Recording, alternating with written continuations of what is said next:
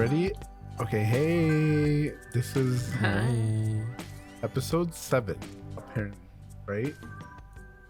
Yeah, it is. It's the 7th podcast.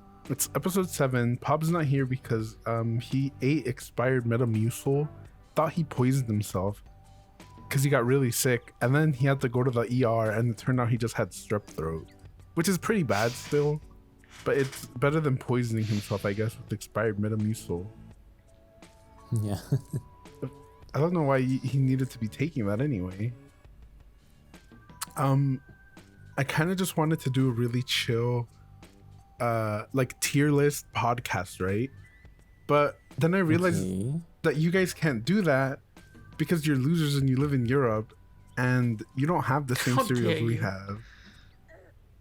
It's right? true, we have different cereals. Yeah, I think there's a few overlapping ones, but yeah. Yeah. Like I think our main cereals, our go-to cereals for like Europeans are vastly different than like Fruit Loops, like all the extremely sugary shit that like Americans eat. Like we don't eat that. Like you guys are missing out like greatly. We're missing out on what? Glucose? Sugar? Sucrose? Sugar? Like I don't know. What are we missing out on? We're good, I mean, thanks, Girm.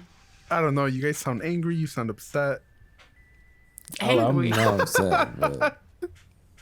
Okay, so instead I found this article, okay?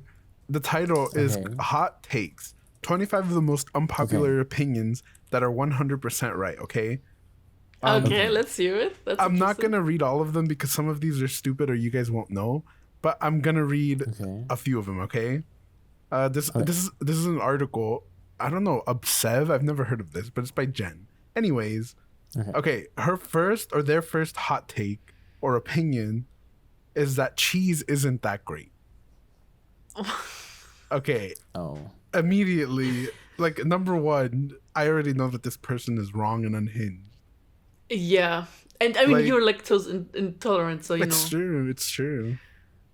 Yeah, even me as a lactose intolerant person, even I have to admit, like, this is horrible. Like, cheese is great. Like, this is horrible. Like, cheese is great. I don't know. It's one of the best, like, I don't know, like, it's just so good in all of its forms and shapes and damn, like, what kind of person are you for you to say that you don't like cheese? That's like me cheese, when I was 6 years old and was, like, you know, underdeveloped. Like, I was still learning, exploring the world. I didn't know shit, you know. That's when you can say that you don't like cheese. Like, I was like, oh, I don't like cheese because it's stringy. As if, like, stringy cheese is the only cheese to exist. But that makes sense because I'm 6 years old and I'm stupid. Like... That's your world. Like, it's your reference point. Yeah. Wait, I think... what is my favorite cheese? I think Havarti. Oh my god, that cheese is so fucking... I could eat pounds of that shit. Like, Damn.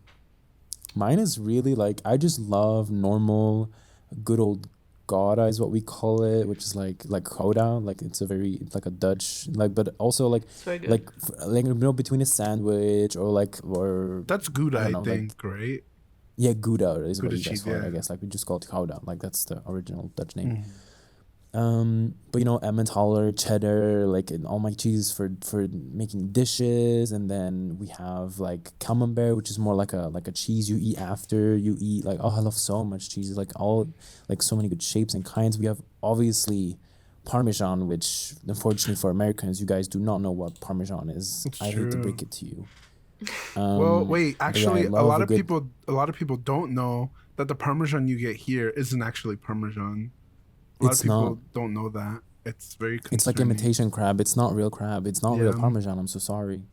You could get it, but you need to, like, it's obviously expensive, and you have to, like, look for it. It has, like, a special seal on it that, you know, it certifies that it's actually from, you know, the region of, where is it, Italy that they make it? Where it's actually, like, Parmesan. But obviously... Parmesan being part of Italian cuisine. How do you feel about that, Girm?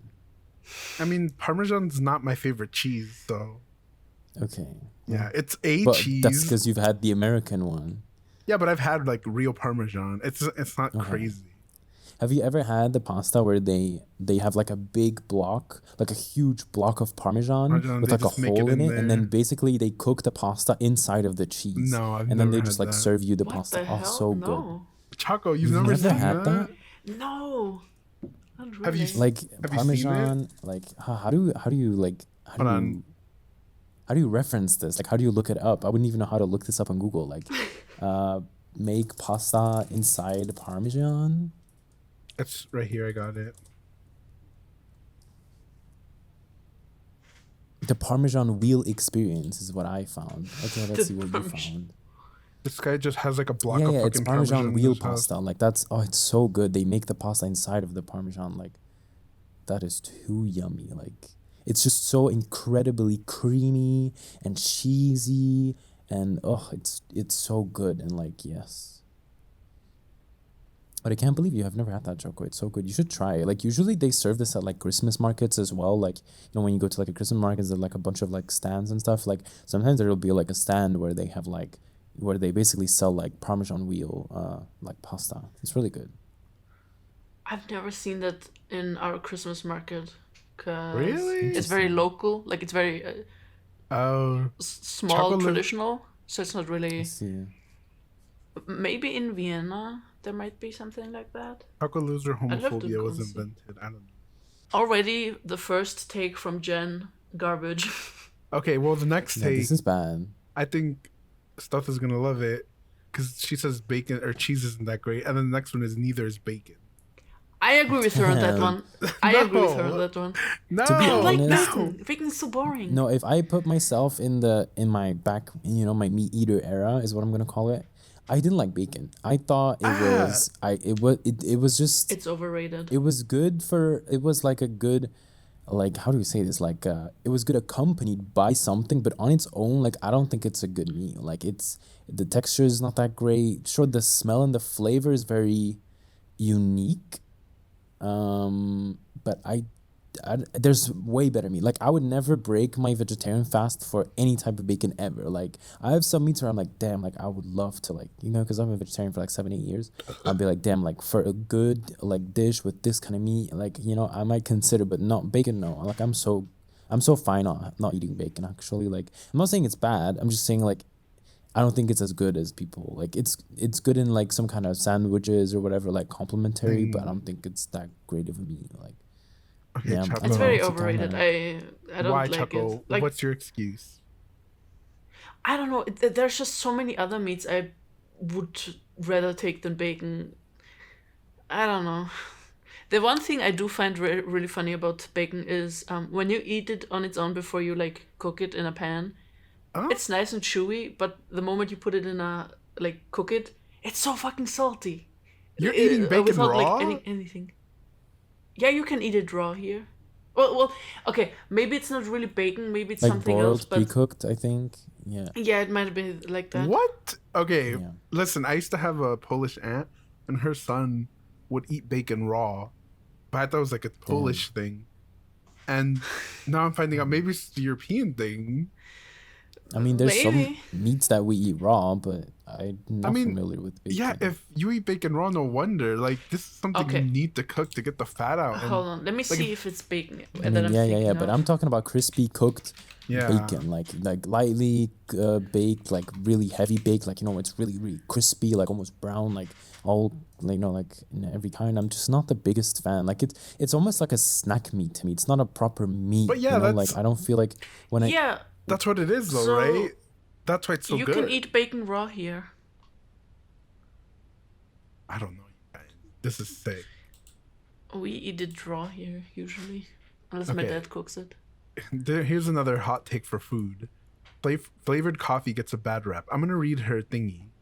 She has like a little blurb and read to these.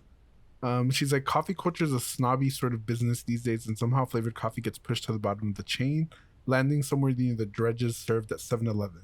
But there's nothing wrong with a cup of French vanilla or Texas pecan, especially when it saves you from having to add cream and sugar. I don't drink coffee, so there's not much. So basically, I'm kind of a coffee person. She's saying flavored coffee, like people are like, oh, that's bad coffee. It's not good. As in, like what? Like what does she mean with flavored coffee? French vanilla, Texas pecan. Like if you go to Starbucks, you get the praline.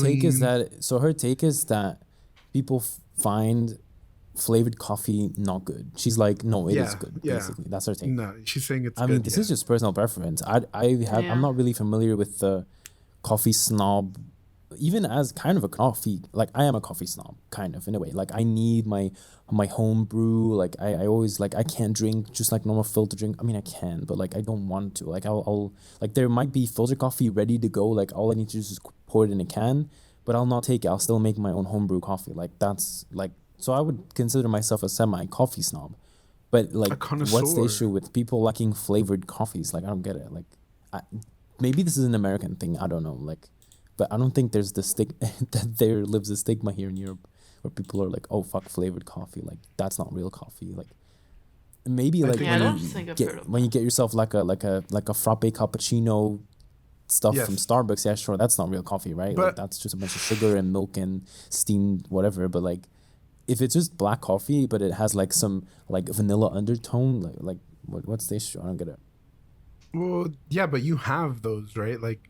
And she says Texas pecan. I don't know what the fuck that is. Like, I mean, I don't know either. Like Texas pecan, I can imagine something, right? Like I've had like a Mexican kind of like it was like a Brazilian brew or a Mexican brew or like an Indian brew. Where the bean comes from, right? It's not. Yeah, I guess. And but there's also like, yeah. No, continue. You do get like different flavor profiles, right? When you do just drink coffee, that's not. But I wouldn't say it's flavored. Like that's just where it comes from. Because my brother gets like.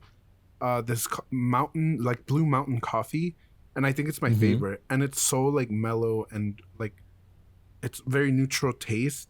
But then he also gets like this Guatemalan coffee that's like so bitter, but it's so like rich. Like it's not gross, but it's not flavored, right? It's just where the coffee's from. Yeah, but like for example, like when I do get lazy with coffee, so when I don't actually make my own brew, I'll just use like Nespresso cups. Like I don't know if you guys have the machines, like the Nespresso Virtuo machines. Like I think they're pretty good coffee for like cup-based coffee. Like they actually have decent coffee. But you know they have like Costa Rica blends, Mexico blends, Colombia blends, like Ethiopia blend, Peru. Like you know they have all these kind of like different like origin blends. But then they also have like caramel cookie or vanilla custard pie or that kind of stuff. But when you drink it, it still tastes like a rich coffee, just with like a caramel undertone. But it's not like you're not drinking a caramel coffee. You're still drinking a rich black coffee with a caramel undertone. And it's pretty expensive still for like it's like I want to say it's like 70, like it's like a little less than $1 per cup here. So it's still like more on the expensive side, like for like a cup based coffee. Like I don't know what you call it, like cups, but like is that what you guys call them, like cups? It's like the Keurig. We have here. Yeah. So those kinds, which I like a lot actually, like especially with the machine that I have, like because the machine that I have, it basically spins the cups really, really fast, like it centrifuges them. So you get like a really, really rich like flavor and like crema layer on top, which is like the foamy layer on top. Like there's usually like a lot, which so it's like it's kind of like high quality coffee on a budget, I want to say. Not even on a budget. I think it's actually quite expensive. But yeah, but those have like the flavors. But like I've tried them and they were nice. But yeah, I do prefer my just normal like my Jamaican or Mexican or Colombian blends. But I don't see the issue with people liking flavored coffee. Like I don't. Maybe that's an American thing. I don't know. But I don't know. Maybe I'm just actually not that cultured in the coffee snob community. Do you even drink coffee, Choco? No, that's why I'm keeping quiet on this topic because there's not much I can say. Me having a lot to say. I don't drink coffee. I mean, yeah, because coffee's, I don't know, it's a coffee connoisseur thing, I think, from you. So I don't know. I love the smell. And I don't mind coffee flavored candy, coffee for like me chocolate. Is half aroma and smell. Like even when I brew my coffee, just the experience of smelling the crushing of the beans, you know, the hot water going through the pressurized like coffee or like granulates, like just that aroma that's half of the experience for me. And then when you finally get to sip that coffee, like so good. Like I love coffee. Coffee's so good. Okay, the next... I don't know. I feel like this take is unrelatable to me. I'm not aware of this take, and if so, then fuck. Girm. Then she's kind of right. Like, I don't Where's this lady from? Flavored coffee. I don't know. It doesn't. She doesn't. Is she like American? I'm pretty sure unless she it's is. like like I'm sugary, she's frappe, from California, Starbucks kind of stuff. I don't see the issue. She has a thingy for California, but I didn't think. I don't know. I don't know where they're from. Okay. Mm-hmm. Okay, the next one is ASMR videos are annoying as fuck. Interesting. Some of them, yes. It depends. Like, these are such extremely generic hot takes, actually. I've thought of more specific. Did you see the text below? So she specifically talks about slime. I agree with her that the slime ones are slowly getting annoying because there's like there was like this big boom. Yeah. But she isn't really going into ASMR. She's going more into slime. So it's not even ASMR she's talking about. Yeah, well, yeah, I was going to say that's ASMR is such a level. broad spectrum. Yeah. Yeah. Yeah. Slime is entry level. Like there are some videos that are quite annoying or like maybe even cringy, but I don't know. Not really annoying. Yeah.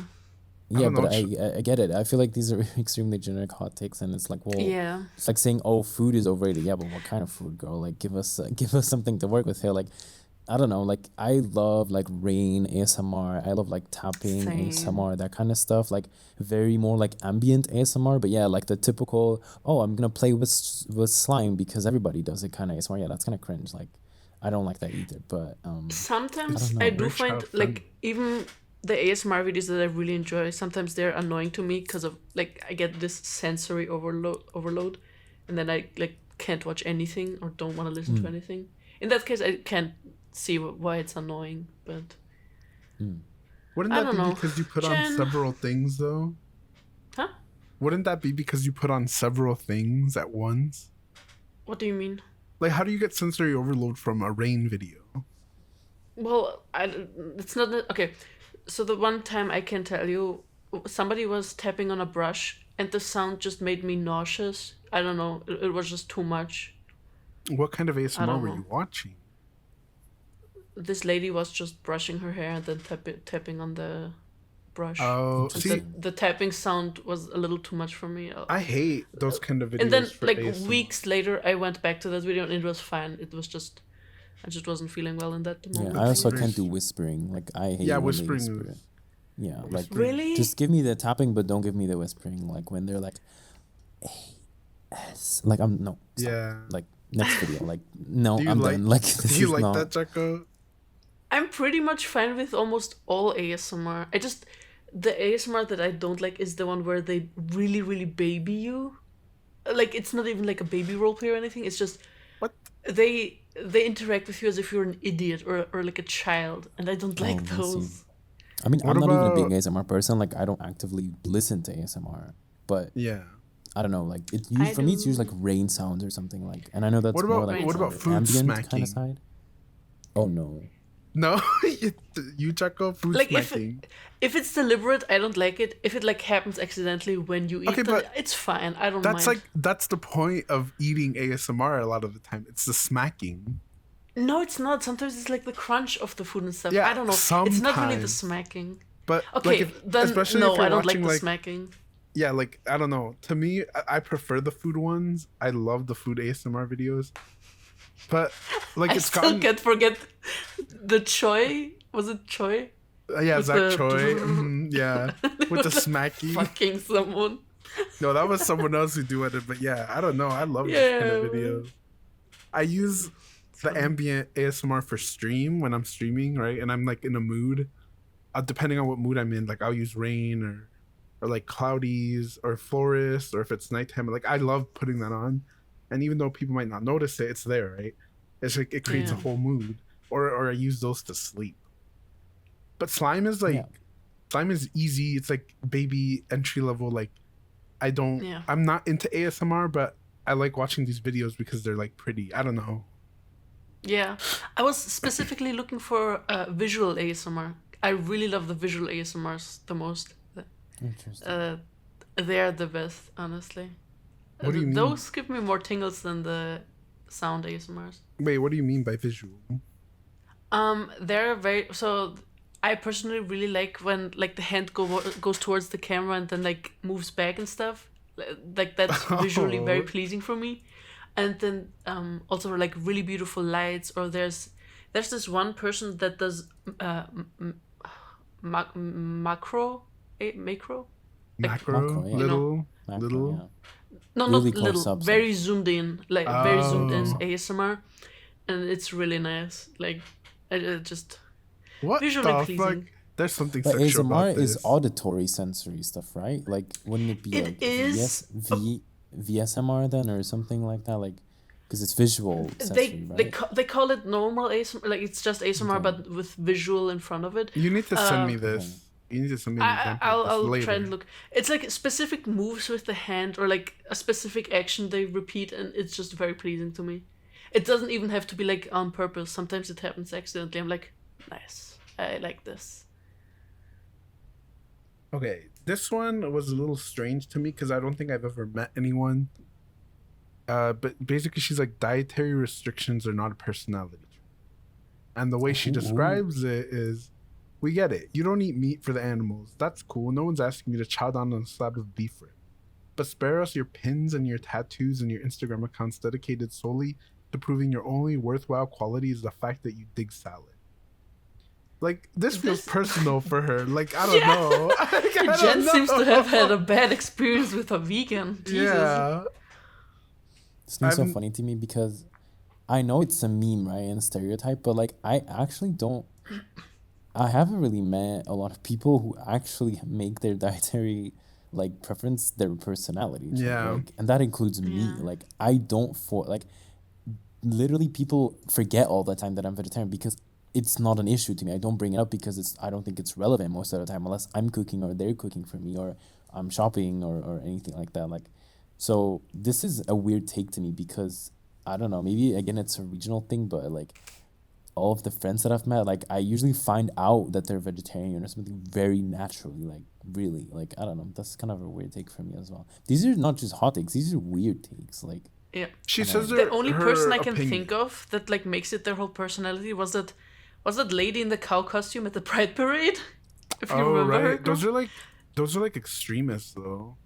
Yeah, dude, she came up to us and was like, would you like to get like okay, what a way to start the conversation. Yeah, but that's more like on the activism. Like that's like I don't think that would have like you can have that opinion but then include the word like activists, right? Like but see that's why she's talking about like this just is normal vegetarians. Yeah, but I feel like this is who that's about because she says spare me your pins and your tattoos. Like I feel like the only people who would do that is actual like vegan activists, right? Or like but there's activists of anything, like right? Like I don't know. There's not like meat eating activists. Yeah. There's just not. It doesn't make sense. Maybe Jen met the cow costume girl. Maybe that's why she wrote this. The next one is neither are personal traumas. That they're not. I mean, that's literally a part of us. Like a trauma shapes us.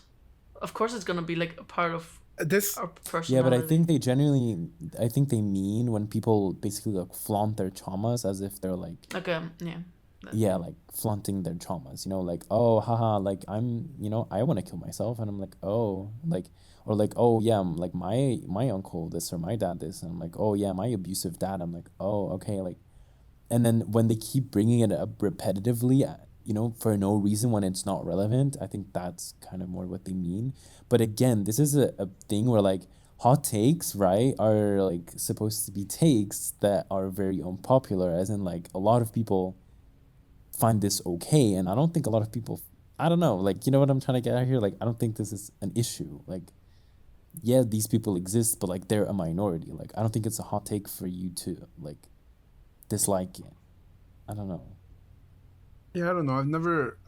I don't think, I mean, the only time I've met people who like maybe it's unintentional that they make their trauma like their character, right? But it's like, it's people who, like, I used to have this friend, right, that he would tell us a lot about, like, something that happened to him, which was obviously, like, really, really horrible. But it gets to a point where, like, you've offered everything you could, right? You've told them you're here for them, right, for what they need.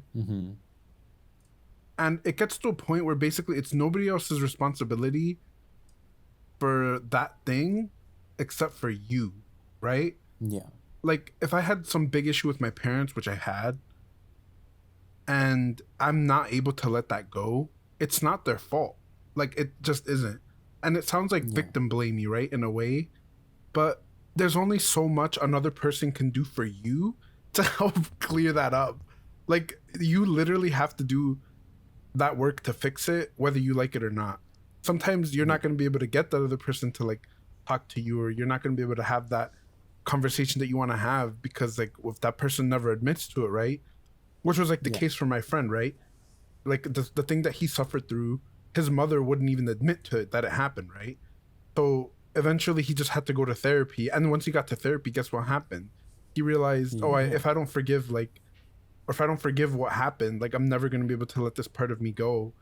And yeah, it's true, because like up until that point, he basically had like, we would be around eggshells with him, right? Because it was a big part of him. Like, oh, we couldn't say this because he's like, oh, well, that hurts me. I'm like, okay, but like we're not, like this isn't about you, right? It's just like something that we're saying, and it's like, I don't know. I understand this, I guess, because I've had to experience this, and it's not only him. Like it's a lot of people that I've talked to over the years.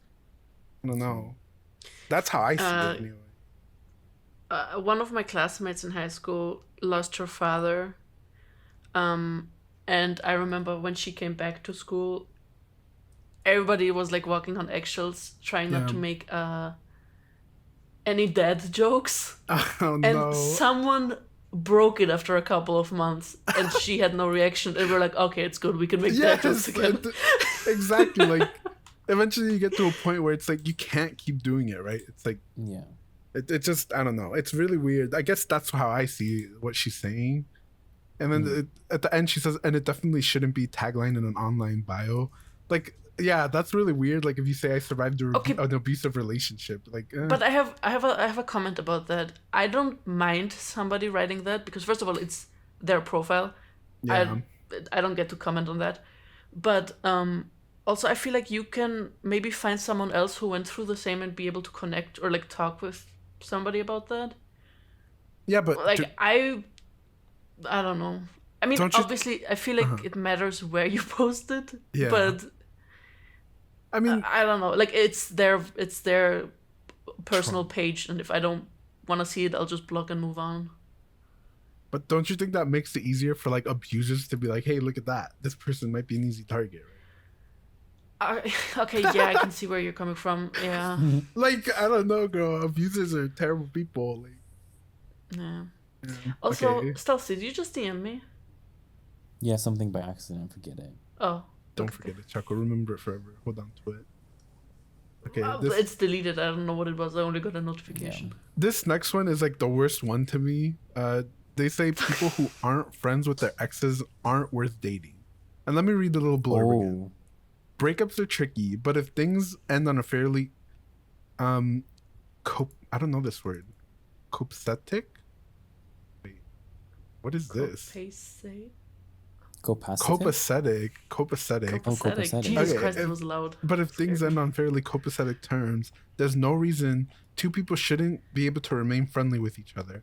And if someone feels the need to completely cut off an ex for no reason, they're too mature to be in a relationship with someone new. No, I don't agree with this. This is a hot take, actually. Finally. It is, this is being an actual hot take. There's a lot to dissect and break down here, actually. First of all, I think relationships are way too multi-layered and way too complicated to just give a one bland general statement of like, oh, people who aren't friends with their exes aren't worth dating. Like, it's just not that easy. You know, a lot of times when something goes wrong into a relationship, it very rarely, I want to say, usually there's something that really goes south, right? Like the first thing I think of is like cheating, right? Like, why would you like keep being cheating or abusive ex, right? Like obviously you don't want to be in contact with trust, like breaking of trust or anything like that. You know, but in the cases where you do end on friendly terms, like, I'm so sorry, but from my point on, like, I'll not cut ties, right? Like, I'll stay open for a connection. And I actually speak out of like semi-recent like experience. Is I ended the relationship on really good terms. Like, we both got to a mutual understanding, and sure, you know, we like it hurted. Like, there was a lot of sadness that involved, but it was still on. Yeah, that shit hurted. But it ended on good terms, and we were still good friends. But if after you break up and you have known each other for X amount of years and you've grown and experienced so much together, and you end the relationship, right? You go to a friendship. I'm a very, and maybe this is just like a me thing. Friendships to me are very like, how do I say this? Like, very, like there needs to be something in it for me, right? Yeah. Yeah. Like, I value a lot of personal growth. Yeah. I value like experiencing new things. I value growth, and I like to surround myself with friends and people that I feel like I can learn from, or they have an interesting perspective on things, and I just like knowing and hearing their perspective on a lot of things, because that's just not my perspective, and I just like so like Yeah. like there's something always in it for me, right? But when you end a relationship and you just there's nothing in it for you anymore. Like this friendship doesn't really, yeah, sure, it's nice hanging out with you, but it's also nice hanging out with 5 other people that I know. Mm-hmm. And if I don't get that, like, and if the whole love part of the relationship is gone, and all I have is just our common interests and all that stuff, but because in a relationship you grow a lot, right? Because you experience a lot of stuff, you do a lot of stuff together, you grow, but then that growth usually stagnates when you break up. It should anyway, like, unless you still do everything you would do in a relationship, but then what's the difference? I don't know. What's the difference? What's the difference? So that's a really interesting take, because I was with the relationship that I ended like not too long ago. It was a while ago, but not too long ago.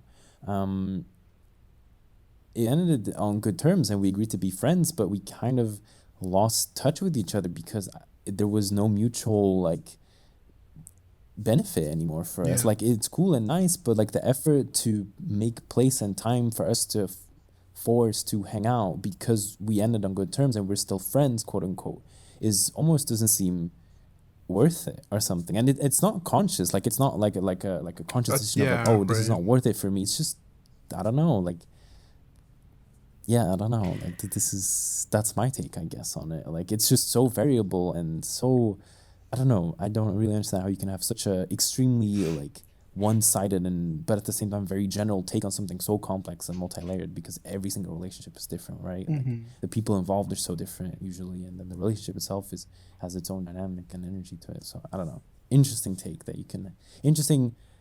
me that you can have such an opinion on such very a black topic. and white. Yeah, that's very me. black. Yeah, extremely black and white, which is something that doesn't really work to me in this kind of stuff. But yeah.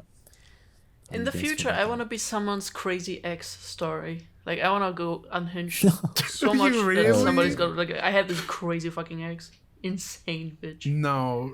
I want to be that. Sick. Like, I had this crazy ex fucking running naked through the city, getting arrested by a fucking cop. Like, that kind of crazy shit. Like, yeah, okay, I get that. Choco. I don't know. Like, yeah, I want to be the reason why somebody has to go to therapy. Okay. I guess I'm with Stealth on this because, like, it's really weird, right? Like you said, you're taking away a really big aspect of a relationship, which is the love part. And I guess feel like it definitely depends on the person, how they broke up, like what were the circumstances and stuff. Like, obviously cheating and in her example, it's good, right? Like, you ended it on fairly good terms. Terms is what she's saying, basically. Yeah. But also, like, what I've noticed, like, also from stories from other like friends, when the two ex-partners have the same friend group, most of the time they stay in contact longer. Oh, I don't know if that's true.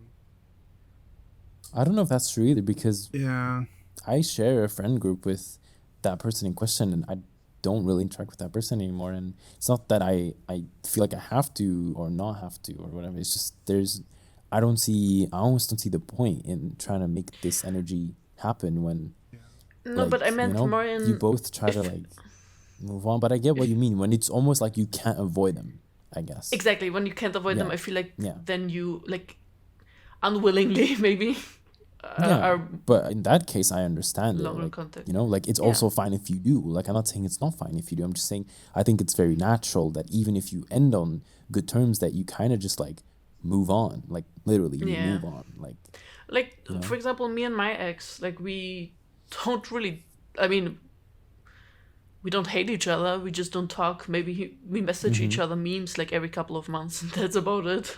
And that's fine.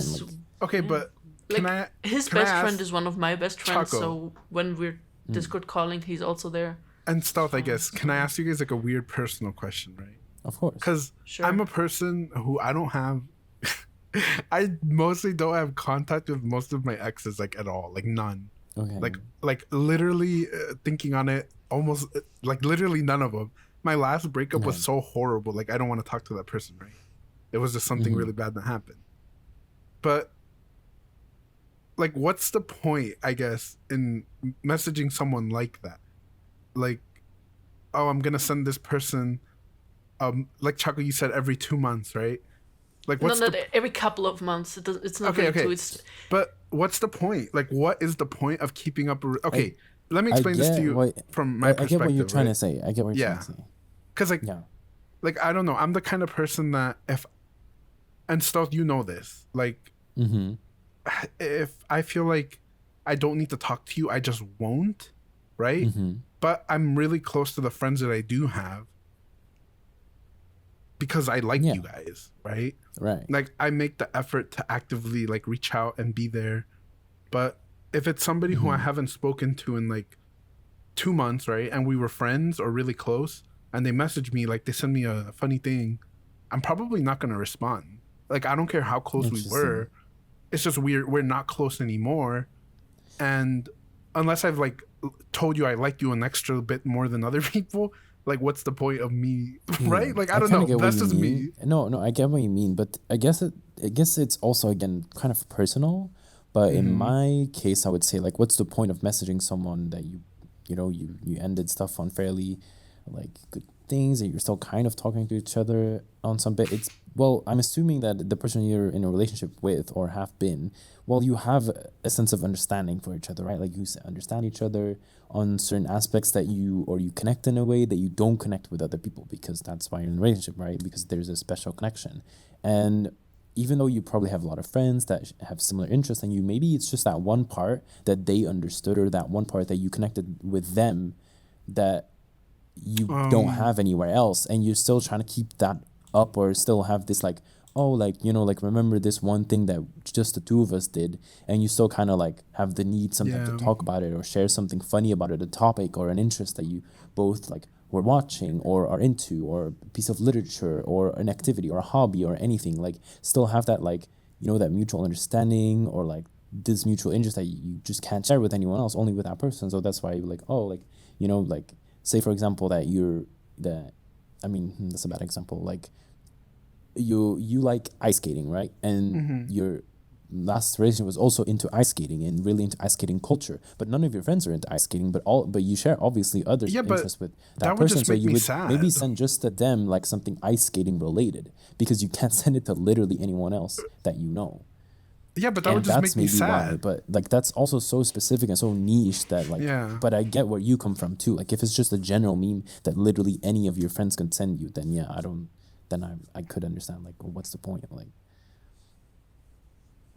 Like is that your reasoning, Choco? Or like I want to hear from both of you. Okay, so the thing is, if you don't mind, I don't message him. He messages me the memes, and I just respond with a laughing emoji, and that's it. So I don't really. What if you never responded? I guess. Well, then he'll message me the next memes, and so on and so on. That's horrible. Like, I'm sorry. That sounds so sad. Like, it sounds like torture to me. I don't know.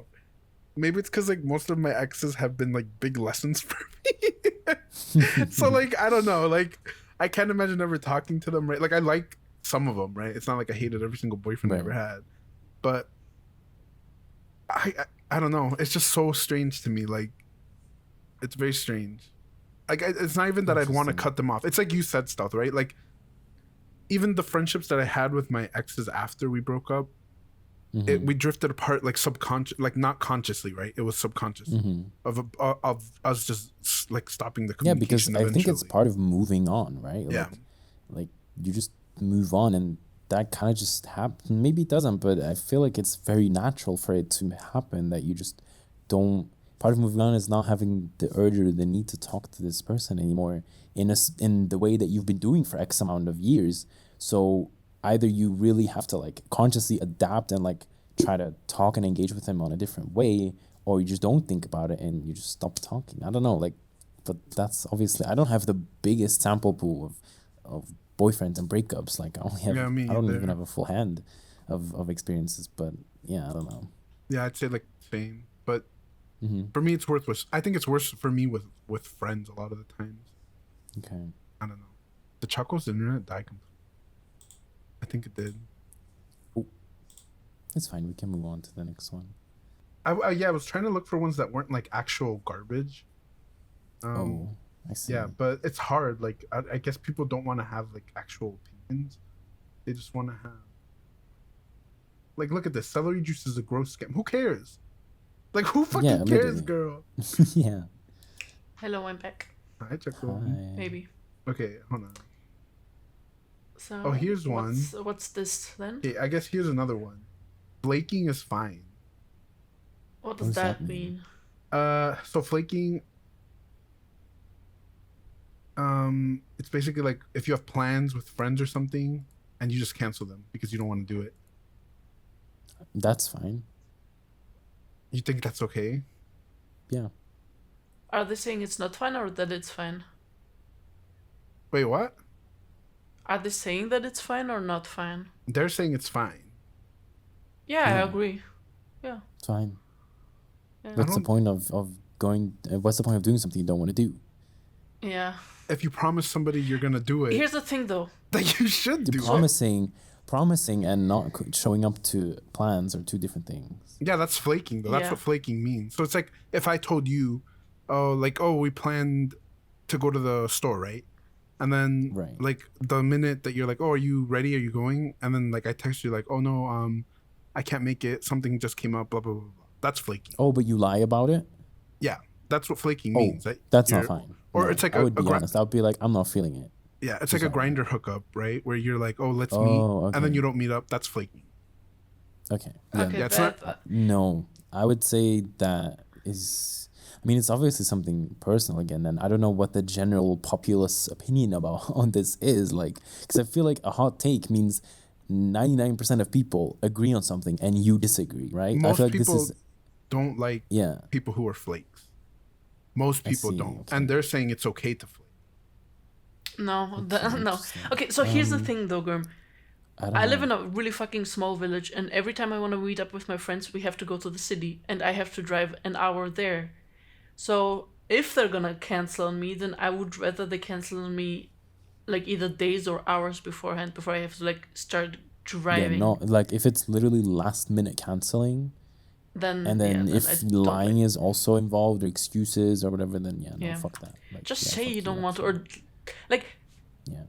Something can happen. You can usually feel it beforehand. You can usually feel it a day before in the morning when you wake up. Like, oh, I'm not gonna feel like doing this shit. Like, don't sit on it the whole day and wait until the last minute. Just text me in the morning. Like, oh, I don't feel like doing it. I just don't. And you don't need to give me a reason. Just tell me you don't feel like it, and that's fine. But yeah, if flaking, the definition of flaking is canceling last minute and being not really communicative, like properly communicative about it. Yeah, fuck that. Yeah, fuck you. And actually, I think it's not only like, right at that minute, it's also like you continuously do it. Okay, I see. Like a okay. Yeah. Like it's like a pattern basically. Almost like like a pathological like plan canceler. I see. Yeah, I don't know. That just sounds like something a flaker would say, you know? It's true. Oh, this one's always a hot one. Mental illness is not an excuse for shitty behavior. But that's kind of like the other one, I agree with that. Yeah. Like, it's kind of like the other one where you... It is not. And I feel like most people agree it's not. So I don't really feel like... Like, yeah, what is a hot take? Like, yeah, a lot of people do it, right? A lot of people use mental health for excuses for shitty behavior. But I don't think the general populace opinion is that that's okay. I feel like most people agree that that's not okay, even though it happens a lot. That's just like I don't know. Maybe my definition of a hot take is just not. I mean, a hot take is just an unpopular opinion, right? Yeah, an unpopular opinion, but I don't think it's an unpopular opinion. I feel like most people agree on this. I think the thing is with a lot of like mental illness, especially now, people like they'll say, oh, you need to have patience, right, with people who are healing, or you need to have understanding, which like I get. And if you're like a patient person, right, like I think I'm a pretty patient person, and I'm pretty generous when it comes to like giving people the benefit of the doubt, right? But it gets to a point where you can only do so much of that before it becomes something toxic, right? That you're doing for that person. Because it's like, again, my friend, where if somebody keeps telling you, like, the reason I don't like this or I can't do this is because, like, right, I had X happen to me when I was X years old, right? And we put up with it for years. Like, me and my friend, it was a three people group, right? And it basically, like, we've known him since we were in middle school, which is like 13 or 14, right? And we knew each other up until we were like 24 or 25, right? And then, like, around there is when the friendship kind of started to break apart. But it was because of all this underlying shit that he was going through, that he thought we weren't giving him enough, like, I don't know how you would say it, like, patience or generosity. Like, I don't know. We weren't being, like, patient enough with him, right? After we had done it for, like, all this number of years, right? And I think we basically did him a disservice by not telling him sooner that, hey, like, you can't keep using this, like, as a crutch to, like, like, you can't make us feel bad that we said something or that we did something, like, right? But because before we'd apologize and we'd be like, yeah, we're sorry, like, we didn't mean it that way, blah blah blah. Like, I don't know, right? That's I guess what I would see it as. Yeah, I agree. I don't know. But yeah, I found an interesting one. Everybody has some form of neurodivergence. There is no such thing as a normal or mentally well person. What's I've heard this one. I have a very packed take on that. But what's you guys' take on it? I've heard this one a lot, and I feel like it can get really weird because, like, I know that there's this stigma of people saying, like, functioning, like a functioning autistic person, right? Because, like, by saying that, you're basically saying people who aren't on that part of the spectrum, like, can't function in a way. Yeah. But it's like, it depends, I guess. I just think, I don't know. That's a tough one because, like, I'm on the part of, like, there's a lot of stuff I struggled with personally where maybe if I had been, like, diagnosed with something, things would have been easier. Like, I'm really bad with fucking numbers. I don't know why, but numbers are, like, my number one enemy. Like, I can't do it. No matter how hard I try, I don't understand numbers and I hate it. I prefer words. That's just how I am. But would that be, like, a neurodivergent thing? Or is it just... Right? Yeah, I think it's really, like, I like this take because it opens up conversation about a very, very prominent thing right now, which is, like, the over self-diagnosing of mental illnesses, right? Like, ADHD, ADD, autism, that kind of stuff, where people are like, oh yeah, like, I do this. Oh, I must have ADHD, right? Like, and they go into this spiral of, like, oh, I'm neurodivergent, I'm this and that. But, like, my personal opinion on this, and everybody can disagree with this, I do not care, is that, like, people should make a bigger, like,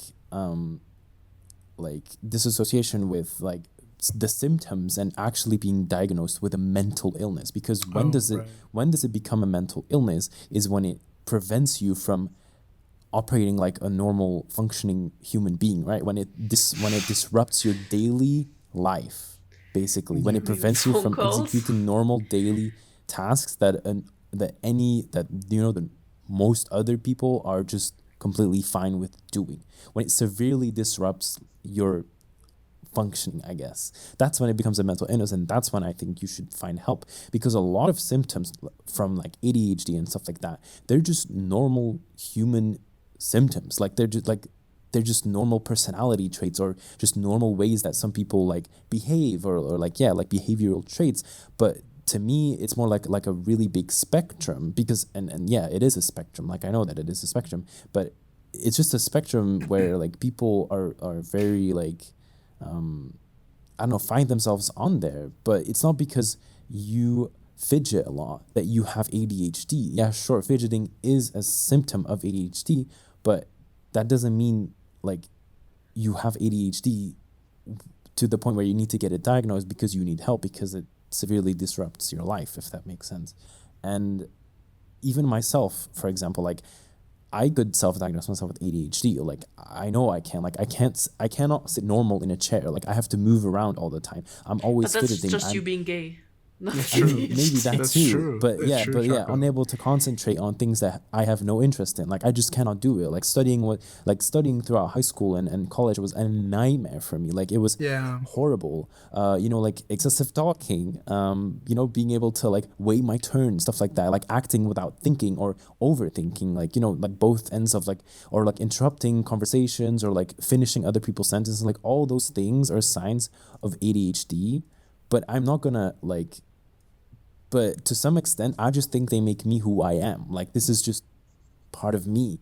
But I don't think these symptoms are severe enough to the point where I feel like I need to get diagnosed because I need help, because these are like disrupting my daily life. Yeah, they make some things harder, but they also make some things easier. Like it's kind of like a give and take kind of thing. And I'm pretty sure that if I were to take like ADHD medication, then yeah, like, like studying or like focusing on things that I have no desire in or no interest in would become easier. But like, I don't know. But maybe that's just a very extremely personal thing.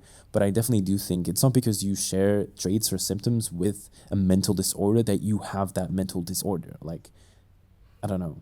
But yeah, that's my take on it, I guess. Like the over diagnosing of like mental illnesses. Like I just think everybody to some extent has certain symptoms and traits from mental illnesses. It's just the degree in which you have them that make it a problem or not. See, to me that comes down again to like being able to be like self-accountable. That's what that is to me, like what you're saying. Because I don't know if you yourself are saying, oh, I can recognize all these things in myself and I know how to deal with them personally, right? Yeah. But you're able to you're able to recognize them, correct? Yeah. But somebody who isn't able to recognize them, like they'll never seek the help that they need, right? They'll never. Yeah. But in that case, it probably does disrupt their, like if they can't deal with it, right? If they genuinely are struggling with it and they can't like you said, like recognize it themselves and they are struggling with it, and if it becomes a problem to where it does disrupt their daily life, like they can't do certain things that like need to be done, like they can't properly make food or they can't properly pay attention when they're doing their job at work, like that kind of stuff. Well, yeah, then it is disrupting your life to a certain point, and then I do think it's okay to find help. But I just think in a lot of, especially in more like TikTok culture, I think most of these people are perfectly fine functioning human beings, and they're like, oh my god, I have ADHD, and I'm like, why? Oh yeah, I'm fidgeting, I'm doing this and that. I'm like, yeah, but is it an issue? No. But they just, they like, I don't know, they just want to, I don't know what they want. I don't know what the goal is. They just want to have that label because it's, yeah, I don't know if it's they just want to have the label. Maybe it's kind of like I want to be part of a minority. I want to be I want to have something to blame. Maybe also to get views. I want to push accountability of my actions or self growth. I don't know what it is exactly. Yeah. That's not a topic I've really dived into myself. I don't know what it is or why it is such a prominent thing, but it is. Like I've seen it and it kind of annoys me. But yeah, that's me. Choco, any opinions on that? No, I agree with most of it. Hey, Choco. What do you want me to say? I don't know, man. No, I think it's weird, like I said, just because I don't know. Okay. It's hard to say what's normal, right? Because it's like you said, what works for you. What is normal to me is not normal to you, right? Exactly. Like this is my normality, if that's a word. That's a word. Yeah. That's why it's hard to say like, everybody's like on because obviously we have to have a quote unquote normal, right? To be a functioning what is society. normal? Is that just is normal 99% of the people, and does that mean that if you don't fit in with that? But like to me, normal to me is my normal, and that's how I go through life, right? Like, and I know that my normal a lot of the time doesn't line up with the actual norm, right? What most people do. But like I try to just focus on myself, really. Like I'm not really someone who looks that much at other people or what society wants or expects from me or that kind of stuff. So I don't know, but maybe I know that I'm a really self-aware person, and that probably also plays into that. But what is it, Choco? I was listening to either a linguist or a doctor. Somebody was talking about like instead of using normal they use the term average because it doesn't like exclude people that aren't in the average thing. So they prefer. So that makes sense. So maybe it would help. Yeah, see, that makes sense. And when you say average, it makes more sense because it's like something that more people do, right? Because I don't know, I do know like a lot of people that used to like be really shaky, like they'd shake their leg or something, but then like eventually you self-correct. Like my brother, he was one of those, right? And he never got diagnosed with anything. He just had like a lot of anger issues and all that energy was like pent up, but he would shake his leg like really bad, right? But like obviously he got over it. But yeah, I don't know. That's a good one. That's a tough one. Because the thing is, right, like to me in my head it makes sense that I can't focus on something that doesn't interest me, because why would I? Like, why would I be able to focus on something that I don't care about? But that's because that's how I've been my whole life. Like, to me, that's normal. Like, to me, it's normal for people not to be able to pay attention to something they're not interested in and get distracted and think about other things because you don't want to think about that. But then when I talk to other people and they're like, oh yeah, I didn't find this interesting, but I just studied for like 5 hours, and I'm like, how? Like, I'm like, what? Like, how do you do that? To me, that is abnormal, right? Because I have my normal. But I guess, if you use the word average, you're like, oh, on average, people can just study. If they're like, oh, I need to study, and whether it interests them or not, they can just study. I cannot do that, right? There's the difference, I guess, between normal and average. I think the real issue is when people like try to use that against you as like a way of saying you're lazy, unmotivated. Oh yeah. Like that, I think that's the bigger issue. Right? Like because I'm not lazy. I know myself. I'm not lazy. I'm not unmotivated. When I do find a topic or anything that interests me, I can hyper focus. I can work on this shit for 12 hours straight without having a second thought about literally anything else, right? Yeah. So, and I can give it my all my energy. Like, I would even describe myself as like a workaholic in the proper environment with the right interests and the right people around me. Like, but I can also be the complete opposite where I don't do anything all day. Like, it's such an extreme but that's what I'm used to. That's my normal. So to me, this is not abnormal. To me, this is not an illness. This is Jason. This is me. This is how, and I've learned to cope with this to some extent. And I could look into diagnosing and maybe some medication to make life according to the average easier and more accessible to me. But I'm fine with how things have been going for me, because the stuff that has been a challenge for me, I've also learned from, and like, it's part of self-growth and stuff like that. And I don't know, like, but I'm not saying like people shouldn't get diagnosed and people shouldn't get right, because you should, but like, you should. People shouldn't self-diagnose. That's a big people thing. Shouldn't self-diagnose, and people shouldn't throw these labels around because the term ADHD has lost so much value to me the past like 2-3 years, because people are just throwing this shit around like it's oh, I like Nutella, oh, I have ADHD. It's almost like the same kind of like that's crazy to me, right? And we're talking about a mental illness. We're talking about a mental dysfunction in your brain that prevents you from operating like the average people. My cousin has ADHD, and it's so bad. Like, when he used to stay with us, he was like up all night just walking around the apartment and like talking, and everybody like was like wide awake, just I can't sleep because of the noise. Like, obviously it's a illness, so I didn't say anything. It's the same with people who say they have OCD, for example, right? Like, oh, I have OCD, like I need my books from like sorted from A to Z, and it's like, okay, what happens like if it doesn't happen? Okay, I get that, right? You like to be organized, you like to be neat, but to what extent? Like, there's a lot of people who like to be organized and like to have certain things a certain way, but like, do you get irrationally angry when someone like accidentally like messes it up? Like, someone takes a book from your shelf and they put it somewhere else. Do you get like irrationally angry and like you drop everything and you need to put that book back immediately to where it was? Like, that's OCD. When you get an uncontrollable urge. Urge that you cannot think of anything else. You get an uncontrollable urge and you have to execute that urge in order for you to go back to being normal. To functioning. Like functional. Yeah, because like that's OCD. But you just saying that like, oh, the way these colors are, oh, I don't like this, I would do that's not OCD. You just like and it's the same like symptoms, and it's like the same kind of traits, like, but it's just to the amount, the extreme. Like, that's what makes it a mental illness. And I think that's where people need to, like, not find, like that, I think that's where people need to educate themselves on, or like be like, okay, this is not a mental illness, but I do have like OCD tendencies or OCD traits, but I don't have OCD. Like there's a huge difference there. Well, I think I've only had like one. I mean, no, that's not true.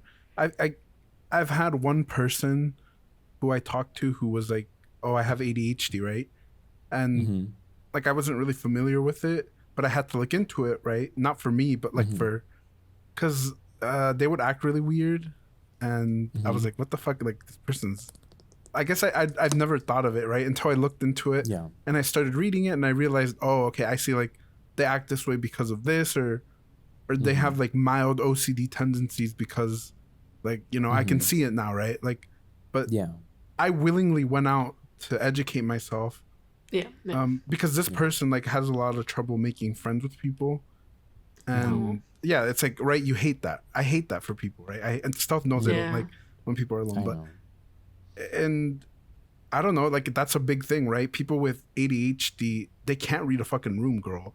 It's like they can't. They're unable to read a room. They'll literally like go on and on about stuff because like it just is, right? Sometimes it's like an anxiety thing too, where it's like they can't stop talking, or they try to connect with people so hard that they're like telling stories about themselves, and it makes them seem like really selfish. But it's like but it's like but you read about it and it's like, okay, like that's how you learn, and that's how you like, I don't know. To me, I feel like a lot of people are really uneducated on some stuff, and that's why they're like so comfortable saying like, oh, I have OCD, I have ADHD, I have ADD, because it's like they don't know any better, right? Like it's like you said, stuff like people with OCD, I've like seen programs where they describe it as, if I don't do this thing, something horrible is gonna happen to like somebody I love or to me, and I have to do it, and if I don't do it, they just can't. Like the people who have like OCD, and like they like every time they touch a door they have to wash their hands, and like if they don't find the sink they'll go crazy. Like they need to wash their hands before they can do anything else. Like they will literally go to Narnia to find the sink to wash their hands, and then they'll come back and be like, okay, now I can just be a normal human again. Like that's OCD. Like, and you just liking your pencils from red to orange to yellow to green to blue to purple, and you getting a bit annoyed if it's not, that's not OCD. Like that, I get it. It's in the same like spectrum, right? Like you have OCD tendencies, or you share, you know, like very like downsized symptoms of this mental illness, but that doesn't mean you have mental illness. I don't know. And I think you also have to take into consideration a lot of mental illness symptoms are just normal human traits, just blown to the extreme. Basically, that's what a lot of them are. And also about that, like, you also have to take into consideration how somebody grew up. Like if their house was really organized and everything was like color coded, then obviously they're more prone to also have it that way when they grow up. Because a lot of mental illnesses also come from like childhood trauma and stuff. So like if you grew up in like an abusive household with extremely like I'm just painting a scenario with like a mother who's like, you know, like germaphobe, like cleaning everything has to be the right place, and you have like maybe like an abusive father, or maybe the mother's abusive, and like, you know, like you get this trauma linked to this like excessive behavior of everything has to be clean, everything has to be perfect, or something bad will happen. You know, it's linked to that childhood trauma. So it's true. Like it depends. Like I think there's so many factors involved, and it's so complicated, and that's why professional people exist to help you with this. Help you diagnose and not some TikTok video telling you, literally, you like things clean, you fidget, you move your leg, you can't sit like a normal person in a chair, you probably have ADHD. No, you don't. Please find a professional and talk about it with them. That's all I'm trying to say here. Did you guys ever have I don't know, because when I was younger, and I think it was like a stress response that I didn't recognize until I got much older, but I never said I had OCD, right? But when I would walk home from school, I used to make sure I stepped on all the cracks on the sidewalk on the way to my house, right? No, on the cracks? On the cracks. Okay, but you have to step in between. You're not allowed to step on the cracks. I would also make sure that I did it in a certain number of steps, right?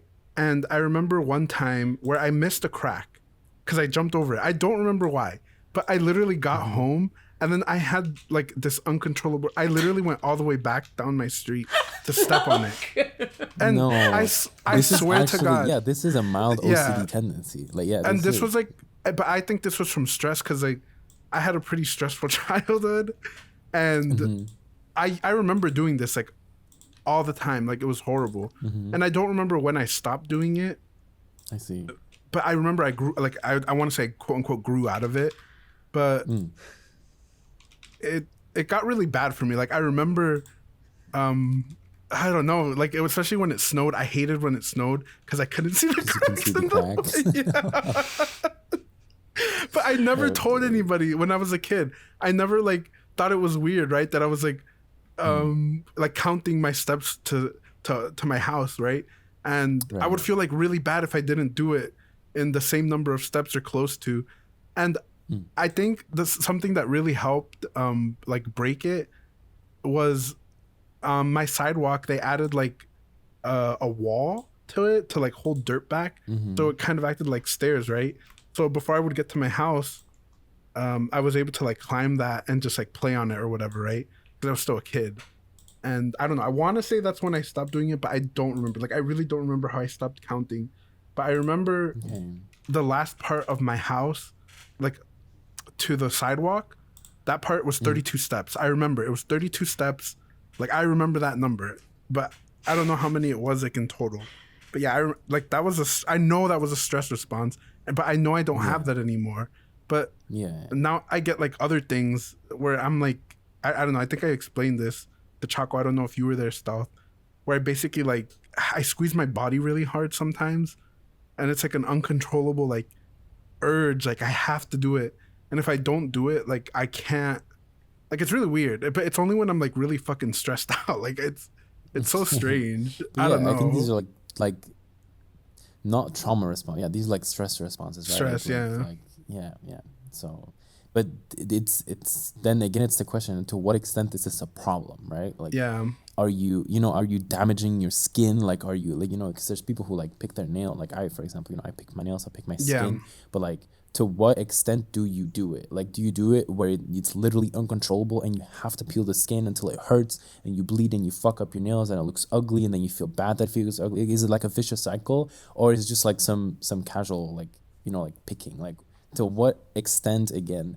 Like, to what extreme are you executing this behavior thing that you're doing every day? And then see if it's an issue and then find professional help if you are not sure, right? And that's my entire mentality on this, I guess, like that, what it is. Because funny story, it's not a funny story, it's just whatever. But my boyfriend, right?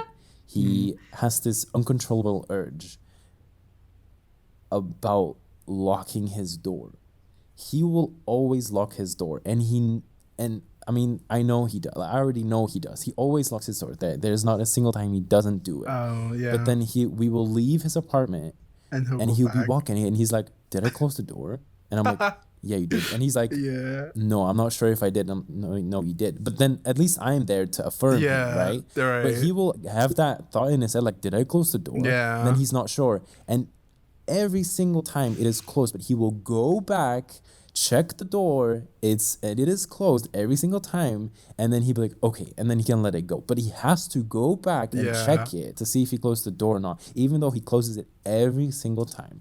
But literally. And that's also like, that steps into OCD tendencies, right? Because he has to go back to check this door, even though he probably knows that he locked it. But as soon as that thought pops up in his head, did I close the door? He cannot shake the idea out of his head of like, oh, I need to go back and check it. Like, and that's I don't know. That's an OCD tendency, and it's like, to what degree again will this become an issue, or is this an issue?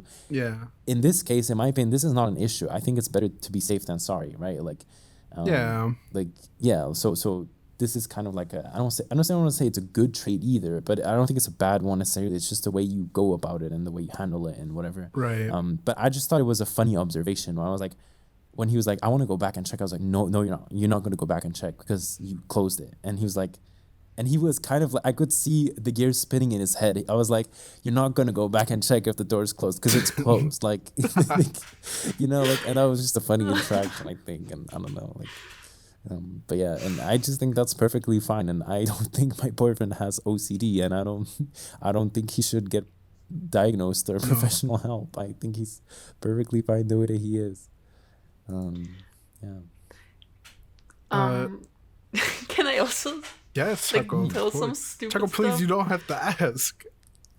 This is our podcast, Choco. We own it. Yeah, literally, it's our podcast, not anybody else's. We can do and say whatever you want. So I have anxiety, and if you didn't know, I have anxiety.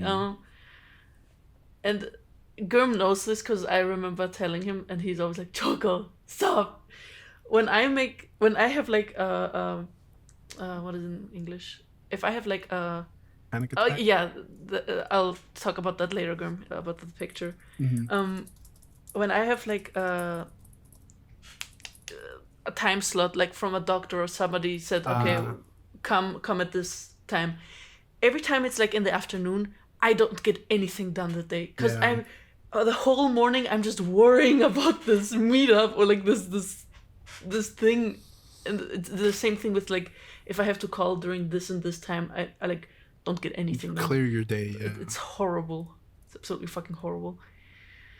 I think that's like, I feel like it's a lot of people, right? But they don't want to admit it. But have you ever been diagnosed with ADHD, Choco, or no? No, because I went into my therapist and I was like, I might have anxiety. Could you check? And she was like, yeah, that's anxiety.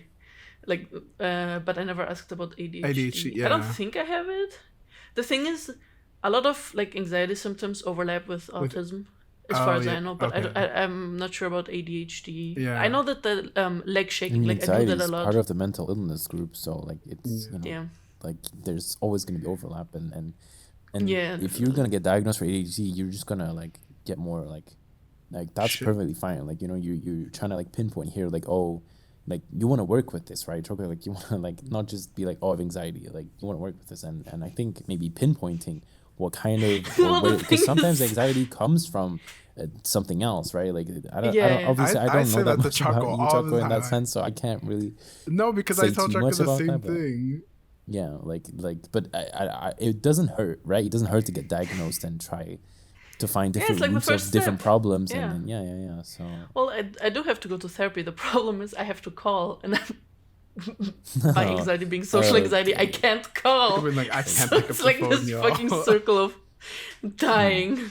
I used to have that problem too until my last not my last job, I would say my last two jobs, because when I would clean carpets I had to call customers sometimes. So like when you're trying to make money, you get over the fear pretty quick because capitalism wins. And then wait, what? No, I was thinking the exact same. I was like, you know what? Let me go ahead and work in like as a waiter. Mm-hmm. So I have to talk to people and get over my anxiety. Okay, but that's with the first fucking different. Day. That's like you took a plunge into the deep end on that one, because I didn't go. That's not true, because when I clean carpets, I would go into people's homes and talk to them directly. But that was, I don't know. I guess it just depends on like your need, right? Because like Choco, I needed money, right? Like I was trying to go to school, and like my parents were gonna pay for too, it. Man. Yeah, but it's like I don't know. It's like the threat, I guess, of like my dad being like, well, if you don't give me rent and if you don't have school money, like what are you even doing here? It's like he'd probably kick me out, right? Like the threat really is what did it. But then my next job, I was like a secretary or like a receptionist. So I mean, I basically had no choice but to be on the phone like almost all day. So that like really helped too. And then even more, since I was like a receptionist cashier, people would come to my window, so I had to talk to them anyway. Like I used to be like that though. I hated answering my phone and I hated like making calls. And now it's like, yeah, whatever. Now I don't want to make calls, but because I'm lazy, not because I don't want to talk to people. Like it's something different. Like I just hate fucking talking to people on the phone. Like please let me text message you. I don't like, unless it's Discord. Like I love talking to people on Discord, but no, I'd much rather prefer, I don't know. I don't want to tell you like, oh, you're gonna get over it's in your head, but yeah, like that sucks, because it is something that you have to like work through. Do you know those scenes in movies, like especially in Mean Girls, where everybody's like talking on the phone in like this group setting? Yeah. Every time I see stuff like this, I'm like, I could never be one of those because I fucking hate it. You're I'd doing see it them now. calling, I'd be like, no. You're hang doing up, it now, leave. Choco. You're doing it now. Yeah, but Discord is different. I don't know why, but I can distinguish between Discord and a phone. No, you just need to change your perspective. Like, this is the same thing as anything else. Trust me. I don't know. It's a little different for me. I guess it might be. Yeah.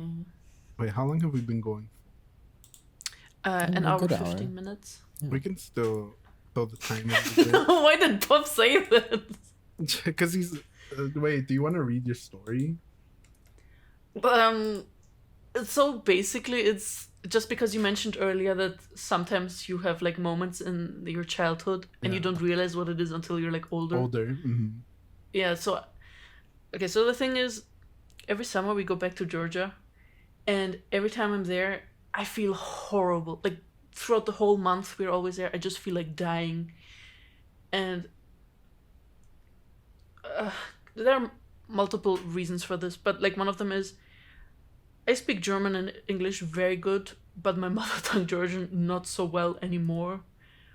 And I don't know like the street names of where we live and stuff. So if I get lost there, it's over for me. I'm dead. Yeah. So I can't part from my parents. Yeah. I constantly have to be with them. And then so I feel trapped in that country kind of. And in the beginning it's still okay, because in the beginning you're like, oh my god, I'm gonna see my family for the first time in a year or something. So in the first couple of days/weeks it's fine, but I guess this stress builds up over the month, and sometimes I have this like breaking point and just a full-blown old panic attack. And I didn't know back in my childhood, I didn't know what that was. I've never heard of that. I didn't know mental illness was a concept. Right. I just thought it constantly just felt like I was dying. I was like in my grandparents' room, and it was always in the evening, like during sundown at night. And I like started associating it with that time, so I like fucking hate sunsets. Oh. I fucking hate them. That's unfortunate. Yeah, and I remember there was this one time where I got this really bad existential crisis, and I disassociated, and I didn't know that it was disassociation. I just saw myself from like this third person perspective, from like behind myself. Yeah.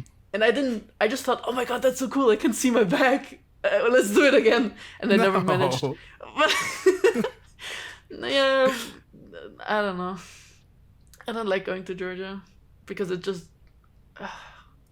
I feel so trapped, man. Yeah. That's also unfortunate. Here I have a phone, I have internet, I can Google Maps my way around the streets. Oh, over there I don't. I would have to use roaming, and it's so expensive, so I... Not the Choco, you would do it if you were in a life or death situation. Oh yeah, definitely. Absolutely. But I think I'd rather just be like, okay, ask someone, hey, can you show me the nearest way? I feel like you don't cling on to the silver linings hard enough. Like, you need to be delusional to the point of the worst case scenario, and I'll be able to solve it anyway. You know what I mean? Yeah. Like, the fact that you could use roaming is a good, like, you'd never be trapped. I don't know. That's how I got through a lot of shit when I was little. I would cling so hard to like the silver lining of stuff. It was just delusion at that point. Like, I had no choice, right? Like, I needed to trick my brain. Like, exactly. Like, you gotta do something. I don't know. No, but I get you, Choco. I kind of had a realization like that myself. I wouldn't describe myself as a person like a general anxious person, but I've had moments, especially when I've been doing less well in my life. Like I'm also I would describe myself as like a existential person from time to time as well. But it's also been like a really ongoing thing ever since I was a kid, and I didn't have that realization either until way later in my life, that I was having basically like kind of like anxiety attacks and like existential crises as a kid. Like, but I didn't know any better. Like I just remember, I just have these vivid memories of like waking up in the middle of the night as a kid and like just like wanting to be awake because I wanted it to be morning again. Like that's what I like. That's what I remember, but I didn't know why. Like I was just not comfortable being. I was just not comfortable existing as a kid. And I feel weird, and I just remember staring outside the window at night and just waiting for the sun to come up, because thought I would feel normal again when the sun would come up for some reason. Like I'm like, we're talking like 5, 6, 7 years old here, like, right? Oh, like shit. you're developing, and then I remember asking questions like why do we die, to like my family, like why do we die, like why does everybody pretend like that's not a big deal, like, and then you would get your typical response from like an elderly, like, oh, like, once you've experienced life, like, dying is okay, you feel like, once you've lived your life and you're 80 years old, you're gonna be fine with dying. And I mean, I think that's bullshit, but like, Yeah, like, no, even I agree. still, like, yeah, so like, but as a kid, I just nodded, right? Like, what are you gonna say? Like, you just nod and say yes, and like, but like, but I didn't think twice about it as a kid. Obviously not, because I'm a kid. Like, but now thinking about it, like, that was anxiety. Like, me waking up in the middle of the night, not being able to sleep for 3 hours, looking outside my window, not feeling comfortable being. Like, this is an anxiety attack as a kid. Like, Yeah. so that's funny. And I had that realization, like, I want to say like 3 or 4 years ago as well. Like, I was like, oh, damn. Like, I was going through it when I was a kid, like, as Yeah. well. Like, not just now. Like, and yeah, so it's funny that you say that, because I kind of like relate to it. Like, I found ways to cope with it now, like, and definitely with I don't know, like, I know what factors influence it, and like, and what makes it worse and all that stuff. Like, but yeah, I would describe myself as an existential person basically my entire life, and it's just a way of coping and dealing with it, and just getting it not to a point where you feel like you need to get medicated to deal with it, I guess. I remember as a child, I always got like really bad stomach aches, I guess because of all the like overthinking and stress and anxiety. Yeah, that makes sense. Yeah. But nobody saw the signs, so they just all guessed maybe some sort of internal problem. And I remember I spent so many years in like a hospital, going in and out, taking blood just to figure out what the fuck was wrong with my stomach. And now I'm like, it was anxiety. It was just gas. Yeah. Just gas. I hate you. Listen, Choco just felt a little gassy, wassy. My meds, bless these. So when I got first diagnosed, like when I had like my graduation exam, they gave me this drink that would calm me down. And I remember the first time I took it, it calmed down my heartbeat so fucking much. I thought I had like my heart was still, I couldn't hear it beating. It was so quiet. And I was like panicking over, oh shit, did I take the wrong medicine? Or like, did I fuck myself up? And now I'm just like, oh man, bless this medicine, man. It's Choco nice. Being normal, being like something is wrong. Something's wrong. No, literally. Me once, not overthinking. What's going on? BPM? What the hell is going on? I don't know. You guys had a weird. I just want to be normal. You guys had a weird like thing as children. As a child, like I had the reverse experience that you guys had was existentialism, where instead of asking like why are we alive, I'd be like, girl, we're all gonna die someday, thank God. Like, even as a kid, I was like, that's gonna be the escape. Like, I don't know. That was always like, to me, that was always the way out. And I don't know. It's weird that that's how we develop as adults.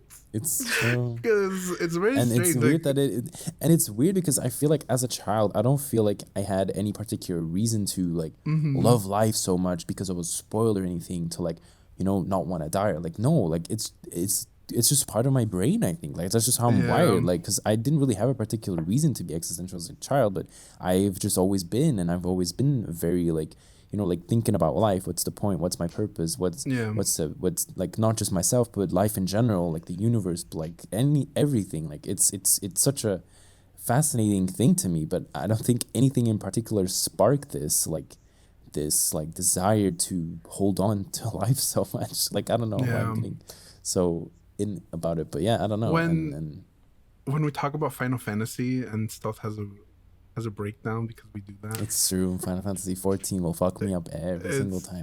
This game true. Has an impact on my existential like perspective of the world and the universe and everything that it works, that I just like, damn, like, oof, like, fuck you, developers of Final Fantasy 14. Like, yeah, but like fuck you, Stealth. Stealth got me to play that game too, and it is a killer. Like, I didn't believe, like, when I started playing the game and people saw that I was with Stealth, like, when you're a new player, they call you a Sprout, right? And they can recognize, like, they know who you are because you're like low level. And I was always with Stealth, and Stealth is like, oh, it's his first time playing, and they're like, oh, did you book therapy for him already? I'm like, it cannot be that serious. I'm like, it cannot be that serious, girl. It's that serious. When I got to the end of that game, it was crazy. Like, I don't want to spoil anything. Eventually, I'm sure we'll talk about it. But yeah, like, if you haven't played Final Fantasy 14, like the online game, and you are a Final Fantasy person, oh my god, you need to do yourself a favor and play that game. It is, it is After well making worth a it. therapy appointment, apparently. It is worth it. Even just for this, the game has so many things to offer gameplay-wise, but even just for the story. Like, I want to say this is an MMO, and a lot of MMOs don't.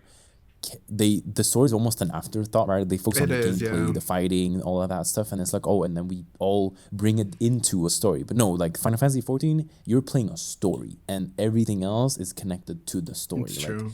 And you're gonna meet friends, you're gonna laugh, you're gonna cry, you're gonna dance, like you're gonna I don't know. It's literally an adventure, and it's true. Like, it's an adventure that I don't know, like. I loved, like, it's literally one of the best games I've ever played, but not because of the game itself or the gameplay. It's just, it's like almost saying it's the best movie I've ever watched. It's the best book I've ever read. It's just, like, that's the kind of, the best game I've ever played I'm talking about. Like, it's just, it sucked me in. And then the fact that, especially the later on expansions, more turn towards like a more, like the greater good, like the bigger end all, like, existential kind of, like, story of life. And then it's like, damn, like, what the fuck are you guys doing? Yeah, like, there's no way crazy. like that. Like, yeah, it's crazy. Like, and all of that in like a silly video game. But yeah, we will talk about that eventually. Yeah, we can dive into that more at one point. But yeah. Okay, as a closing thought, because I've been having this like thought for myself recently, but I want to know if you guys are comfortable answering. What do you consider yourself to be more of? Like, do you consider yourself to be a happier person or a more sad person? Like, I guess inside, right? Like, right. Because like, if you let me answer what I think each of you are, and then we'll answer for each other, right? Because okay, so you want us to have an answer for each of us, for all of us? Okay, yeah. So like for you, Stealth, I would say that you're more of a cheerful person, right, on the inside. Okay. And then for Choco, I would say that Choco's a bit on the gloomier side. Really? Okay. Yeah. And what about you? Like, I want to hear what you guys think of each of us, I guess. Maybe it's just, I think I always try to, like, I have my moments, right? I have my down moments, right? Like, everybody goes through it at some point, right? But I do think my general bigger perspective on just life, I guess, is more on the gloomy side. But I have this drive, though. I have this motivation, this drive, this cheerful, hopeful thing inside of me that does indeed, like you say, like I'm always trying to find the silver lining. I'm always trying to look for the positive. I'm always trying to look for growth. And so I would definitely describe that as more of like a happy person inside than a sad person, right? Even though I do think that, like the general point of everything, or the general idea of myself or life, is more on the sadder side. I don't know. It's really weird. Like, so it's somewhere in between, but I would describe myself as someone like a silver lining, look for the bright side of everything kind of person. Cute. And for Choco, I don't know, like, that's tough, because I feel like me and Choco don't really talk about this kind of stuff a lot. It's more surface level when me and Choco interact. So, but I would say I kind of agree with Girm, I think, where Choco is more on the gloomy side maybe, but I also think like it wouldn't work if Choco also didn't have this kind of like, trying to look for the positive stuff in things, and kind of like, because otherwise, like, I don't feel like Choco wouldn't be standing here right now. Like, I don't know. Like, Choco, you would not have made it. I don't think Choco would be here with us right now if that wasn't the case. So, And then for you, Girm, I would say you're a bit more on the like emotional, kind of more like sad kind of part on the inside as well. I don't know, like, are all my friends just sad fucking bitches? Like, I don't know. It's true. Like, I don't know. But I don't know. Like, what about you guys? Choco? Again, as you said, me and Stealth, we don't really talk about these things. Like, we mostly play League, and that's about it. Yeah. Or Genshin. I guess it's like a first impression kind of thing, right? Like, I don't know. Okay, well, I always thought, like, when we play League and stuff, you're very negative. Like, Okay, but that's talking League, wise, but yeah, okay, but right. yeah, that's League. So that's why I'm The like League perspective. specifically mentioning it. But I feel like you're a very happy person. Like, every time I see you interacting with other people, you're always joking, or I feel like you're generally a very happy person. Yeah, I agree. Yeah. For myself, so you guys called me gloomy. Yes, and I want to know, Choco. interesting. Yeah. Do I mention what I think of you first, Girm, or? If you want, like, I want to hear. Yeah, mention what you think of me. Well, you're sad. Like, listen, Choco, I'm not gonna sorry, but argue you're a with sad you. fucking bitch. Like, there's no way to put it. I love you, and you always make me laugh, and I love hanging out with you. But I feel like you and me, we a lot of times, like, Girm, our conversations there are only two, like, spectrums. It's either haha poo poo memes or sad fucking trauma dumping shit, and there's no in between. Yeah. So it depends on how we feel, but most of the time, how do I explain? I feel like you are sad, but you try to, like, deal with it on your own. Yeah. And most of the time you're like happy when you interact with us, but we see through those cracks, Girm. We see through those. Okay, but I need you to explain yourself before I explain myself. Yes. Because I'm surprised, right? I'm a little surprised. So I feel like the way Stealth said that was really nice. Like, I have hope for people around me, so I see the good in. I always see the good in other people, but I don't have that hope for myself. Like, I'm very unhappy with myself, and it's like this whole gender and body dysmorphia stuff added onto that. So at the moment, I guess I might seem more gloomy, but I'm happy most of the time, I'd say. I'm happy. He starts fucking crying. I'm happy. I don't know, that's good to hear, honestly. Like, it's nice to hear that, Choco. Like, I see the good in things. I do like to complain about stuff, but that's just to complain, and it doesn't mean really anything. But I think weirdly enough, I think me and Choco on this are a bit more similar than Girm, I think, personally. Well, I because want to say what's the point, that, right? Like we have this more kind of like sadder, gloomy perspective, but like if I'm not gonna be positive, trying to be positive about it, like, then what's the point? Like, might as well just like, might as well end it all right here, right now. Yeah, might as well end it all here. Like, what's the point if I'm not gonna find silver lining in all of this sad and depressing shit that I experience? Like, what's the point? Like, if I don't find personal growth in the shit that I experience and go through in difficult times and decisions, like, and if I'm gonna be a sad bitch about it and all that stuff, and like throw on more sadness and more negativity, then what's the point? Like, so I feel like I have to almost be like. Yeah. And I'm not forcing it either, like, but I don't know. I feel like this is just the outcome of that. Like, that's, But you know how people say that Kate Marsh isn't the, like, answer? Like, yeah, it's a question and the answer is yes. You're saying. No, I'm just saying, man.